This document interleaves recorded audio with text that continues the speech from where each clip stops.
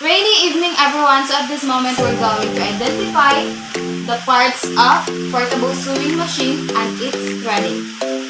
So let's start with the back bead. Bobbin winder spool, so this. And then the hand wheel, this. And of course, the on and off switch. Yan. And then the speed button with the high and low speed. This. So this is the thread spinder, bobbin holder. This we can get it with such color. So bobbin holder, tension screw. This. And the next is the battery compartment. Here.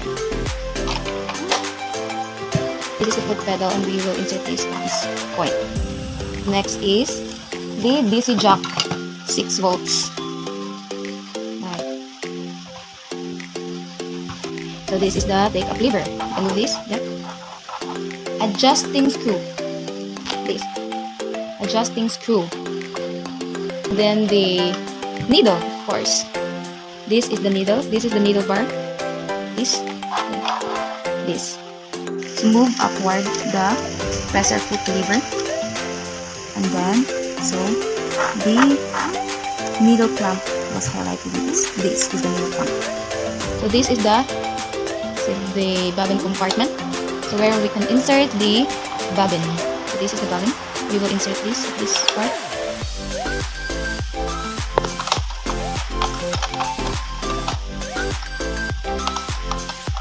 The next is the thread gap.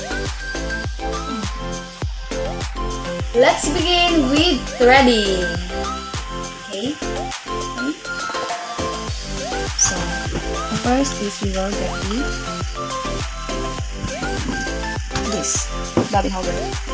And we will insert the bobbin. Like that. Push.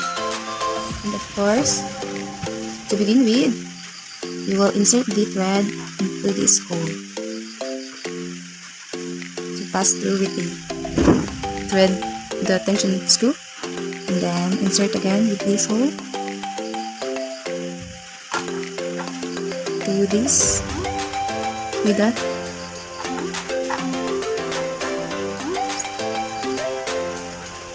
In the hole again.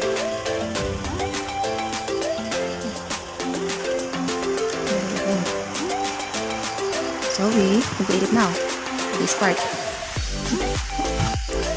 And the next thing is this.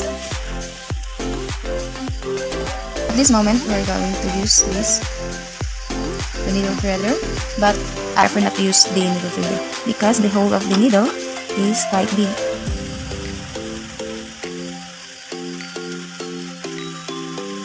Yan. So the next step is you move this, and of course it will complete this bobbin. First,